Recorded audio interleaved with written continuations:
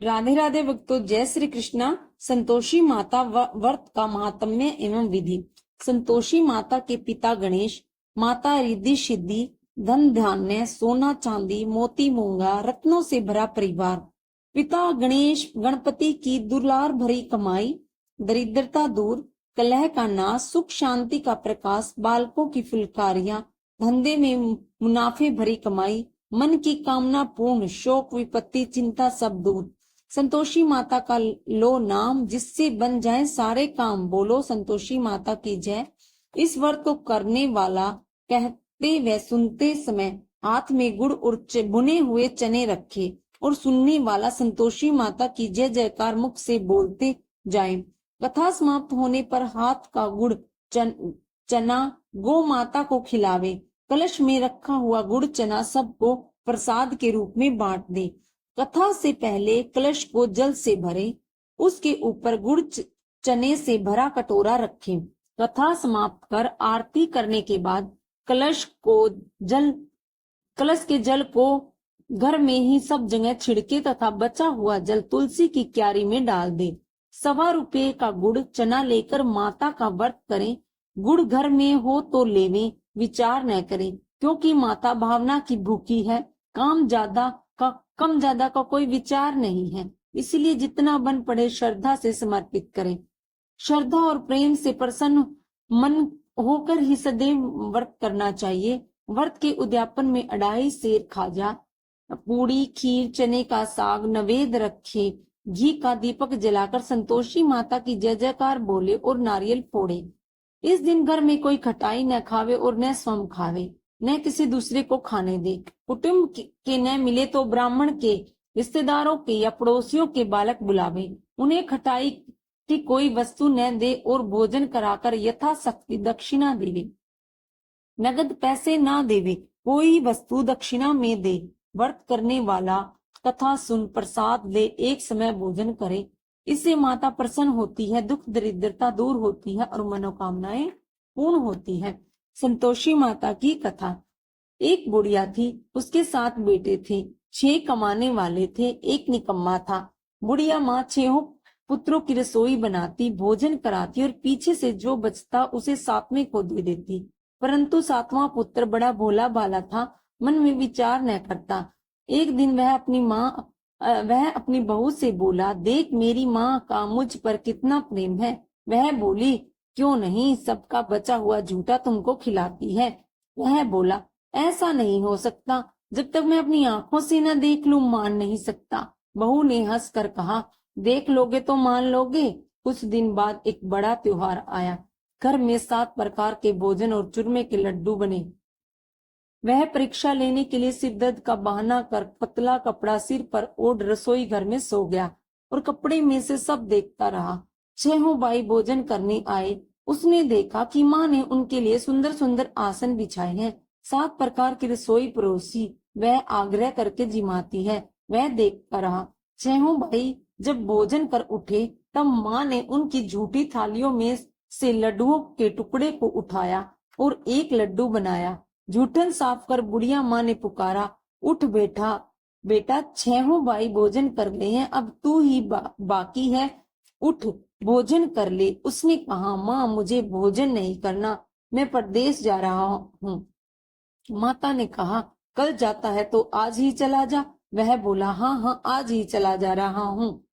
यह कह वह घर से निकल गया। चलते समय बहू की याद आई। वह गौशाला में कंडे थाप रही थी। जाकर बोला, दोहा, जब जाए परदेश को आवे कुछ काल, तुम रहे संतोष से धर्म अपनो पाल। 2 निशानी अपनी देख धरू मैं धीर, सुधी हमारी मत बसारिये राखिए मन गंभीर।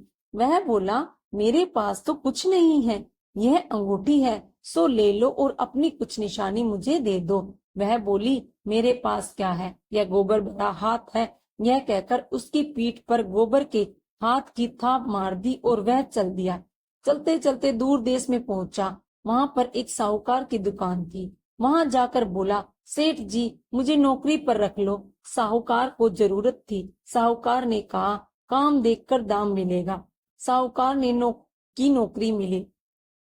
वह सवेरे 7 बजे से रात्रि के 12 बजे तक काम करने लगा। कुछ दिन में दुकान का लेन देन, हिसाब किताब, ग्राहकों को माल बेचना, सारा काम करने लगा। साहूकार के 7-8 नौकर थे, वे सब चक्कर खाने लगे। वह बहुत होशियार बन गया। सेठ ने भी काम देख उसे 3 महीने में ही उसे मुनाफे का साझेदार बना दिया। 12 वर्ष में वह नामी सेठ बन गया और मालिक सारा कारोबार उस पर छोड़कर बाहर चला गया।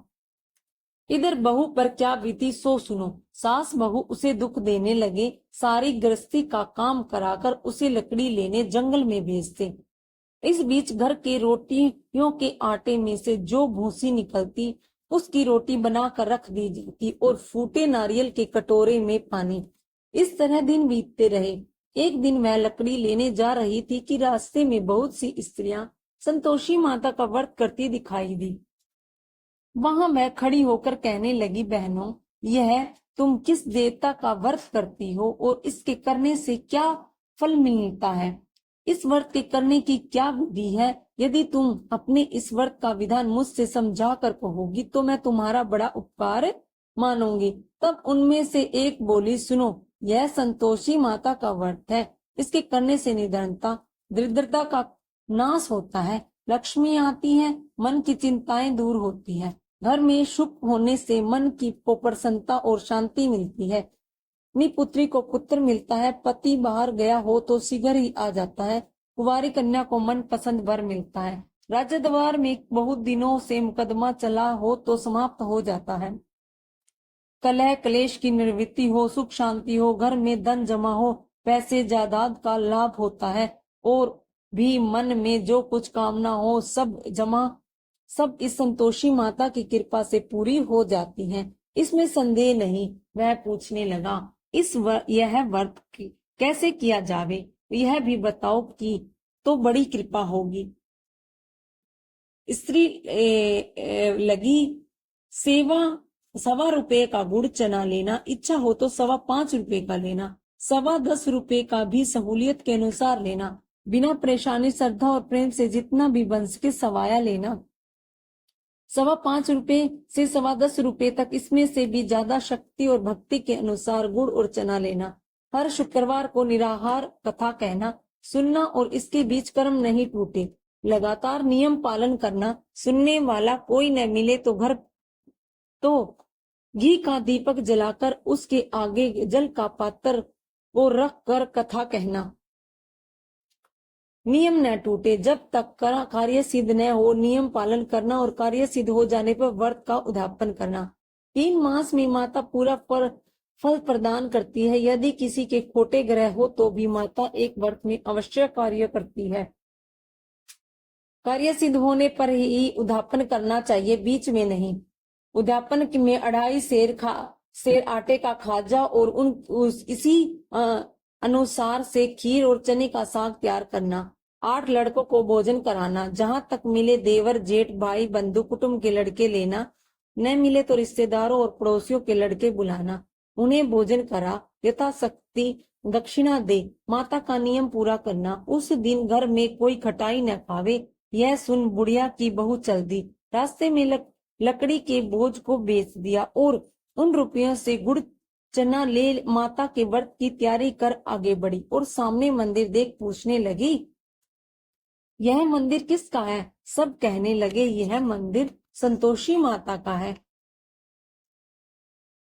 मैं बहुत दुखी हूँ, हे माँ जगत जननी, तुम मेरा दुख दूर करो, मैं तेरी शरण में आई हूँ। माता को दया आई। एक शुक्रवार बीता, दूसरे शुक्रवार को ही उसके पति का पत्र आया, तीसरे को उसका भेजा हुआ पैसा आ पहुंचा। यह देखकर जेठानियां मुंह सिकोड़ने लगी, इतने दिनों बाद इतना पैसा आया, इसमें क्या बढ़ावा है।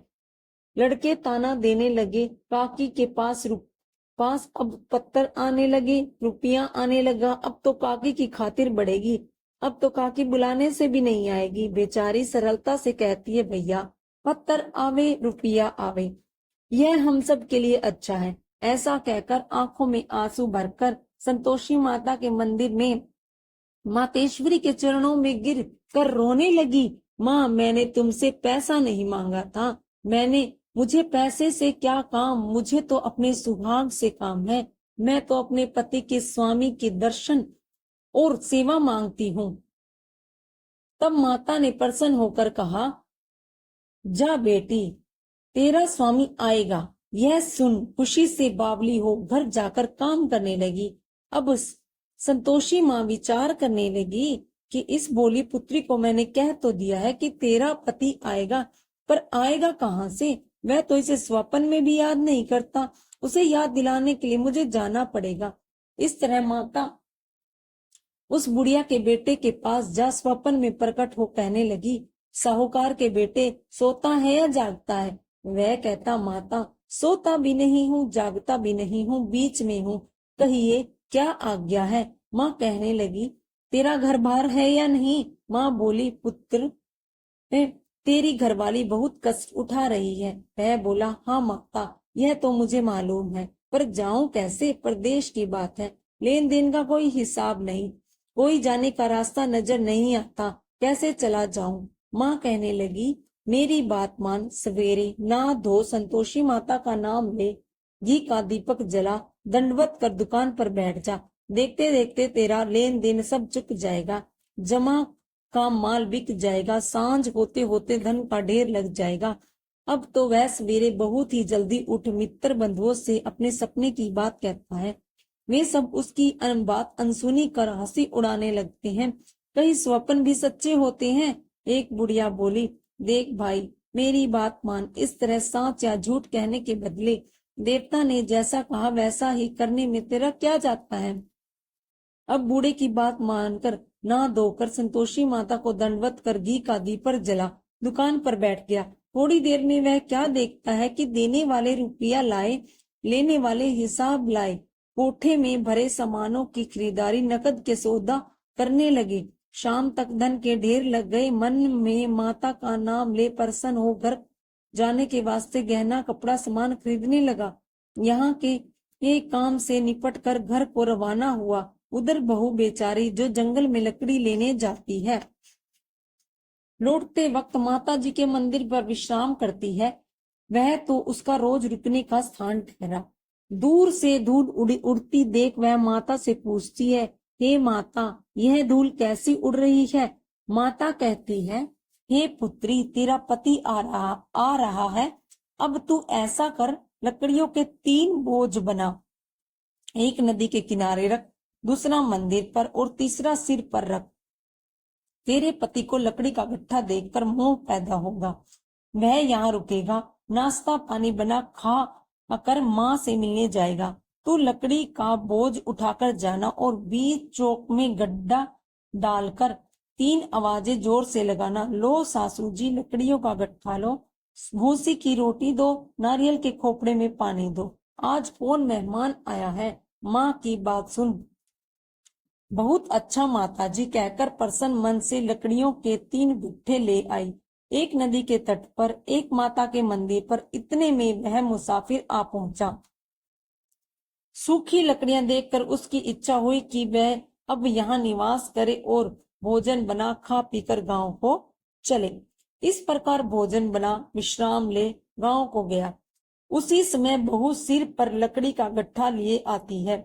उसे आंगन में डाल जोर से 3 आवाजें देती है, लो सासू जी लकड़ी का गट्ठा लो, भूसे की रोटी दो, नारियल के खोपड़े में पानी दो, आज कौन सा मेहमान आया है?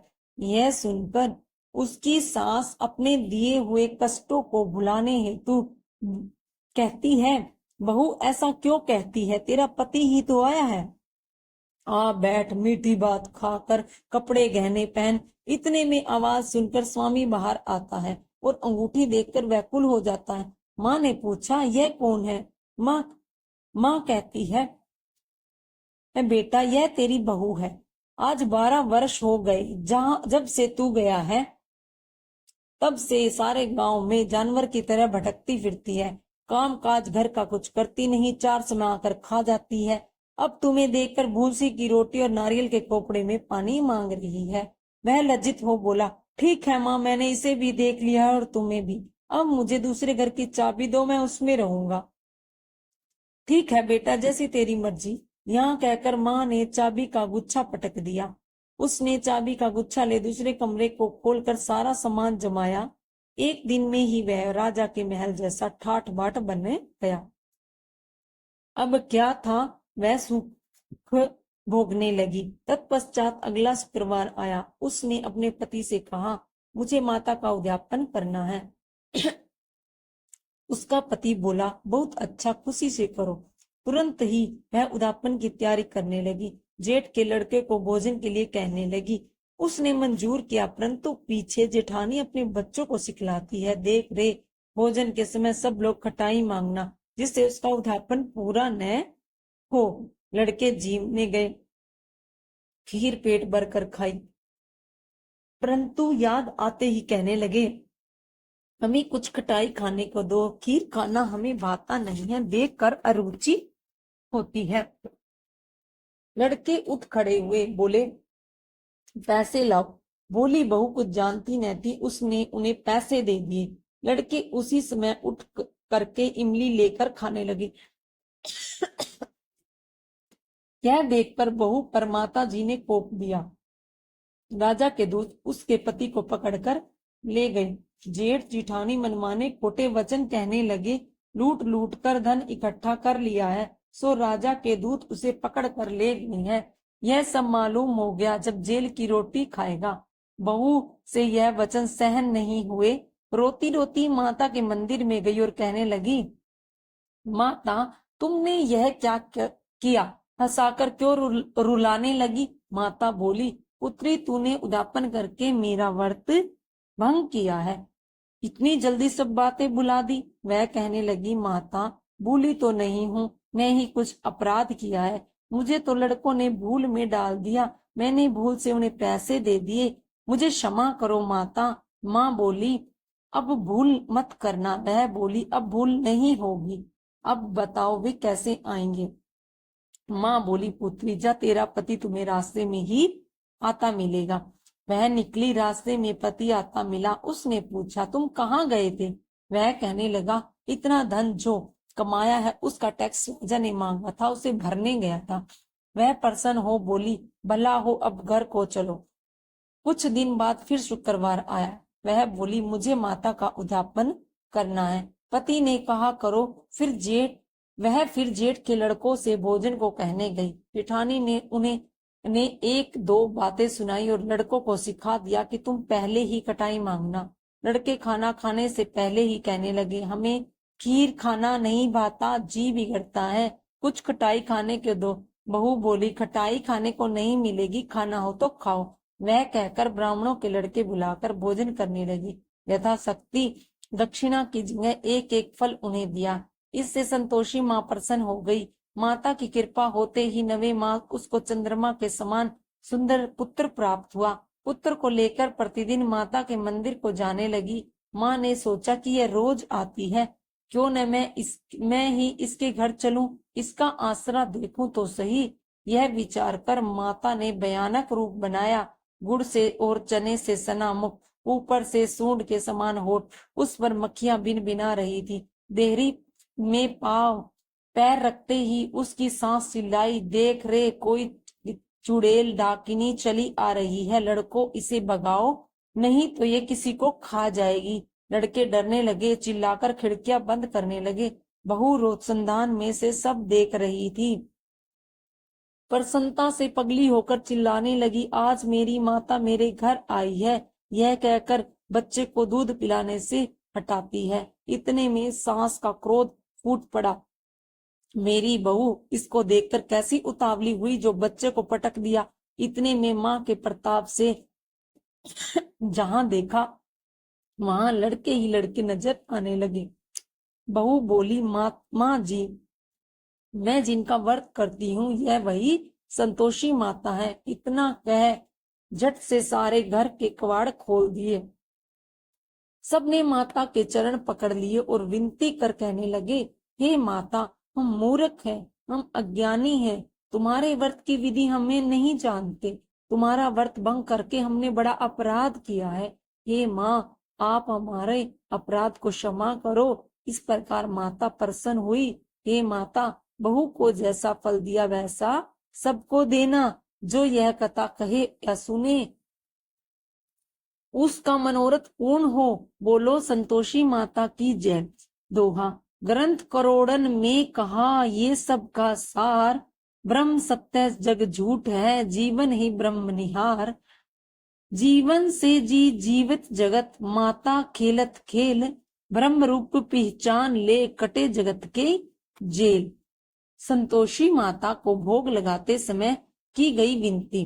भोग लगाओ मैया योगेश्वरी, भोग लगाओ मैया भुवनेश्वरी, भोग लगाओ माता अन्नपूर्णेश्वरी, मधुर पदार्थ मन भाए, थाल सजाऊं खाजा खीर, प्रेम सहित विनती करूं धर धीर। तुम माता करुण गंभीर, भगत चना गुड़ प्रिय पाए। शुक्रवार तेरो दिन प्यारो, कथा में पधारो दुख टारो, भाव मन में तेरो न्यारो, मन मोहे सुख प्रगटायो। संतोषी माता की आरती। जय जय जय संतोषी माता, जय संतोषी माता, अपने सेवक जन को सुख संपत्ति दाता। ओम जय संतोषी माता, सुंदर चीर सुनहरी, माँ धारण कीनो, हीरा पन्ना दमके तन सिंगार लियो। रुलाल छटा धवनी, मदन कमल सोहे, मंद हस्त करुणामयी, त्रिभुवन जन मोहे। ओम जय संतोषी माता, स्वर्ण सिंहासन पर बैठी, चंवर डूरे प्यारे, दीप दीप नवेद मधुमेवा, भोग धरे न्यारे। ओम जय संतोषी माता, गुड़ अरुचना परम प्रिय, तामे संतोष किए, संतोषी कहलाई, भगतन विभव दिए। ओम जय संतोषी माता, शुक्रवार प्रिय मानत, आज दिवस सोही, भक्त मंडली छाई, कथा सुनत मोही। ओम जय संतोषी माता, भक्ति भाव पूजा अंगीकृत की जो मन वसे हमारे, इच्छित फल दीजो। ओम जय संतोषी माता, मंदिर जगमग ज्योति, मंगल ध्वनि छाई, विनय करे हम बालक, चरणन सिर नाई। ओम जय संतोषी माता, दुखी दरिद्र रोगी संकट मुक्त किए, बहुधन धान्य भरे घर, सुख सौभाग्य दिए। ओम जय संतोषी माता, ध्यान धरो जानो तेरा, मनांचित फल पायो, पूजा कथा स्वर्ण कर, घर आनंद दीजे। ओम जय संतोषी माता, शरण गहे की लाज राखिए जगदम्बे, संकट तू ही निवारे, दयामयी अम्बे। ओम जय संतोषी माता, संतोषी माता की आरती जो कोई जन गावे, रिद्धि सिद्धि सुख संपत्ति जी भर के पावे। ओम जय संतोषी माता। संतोषी माता को हिंदू धर्म में संतुष्टि और धन की देवी माना जाता है और उन्हें देवी दुर्गा का ही रूप माना जाता है। वह भगवान गणेश की पुत्री और शुभ लाभ की बहन है। संतोषी माता की पूजा विशेष रूप से उत्तर भारत और नेपाल में की जाती है। खासकर महिलाओं द्वारा संतोषी माता के व्रत को लगातार 16 शुक्रवार तक किया जाता है, जो देवी की कृपा प्राप्त करने के लिए एक अनुष्ठान व्रत है। संतोषी माता सनातन धर्म में एक देवी है जो भगवान शंकर और देवी पार्वती की पुत्री, उनके सबसे छोटे पुत्र भगवान गणेश और गणेश जी की पत्नी रिद्धि सिद्धि की पुत्री कार्तिकेय, अशोक सुंदरी, अपाया, ज्योति और मनसा की भतीजी और शुभ और लाभ की बहन संतोषी की देवी। इसका दिवस शुक्रवार है। संतोषी माता के बारे में यह जानकारी। राधे राधे भक्तों, जय श्री कृष्ण, हर हर महादेव।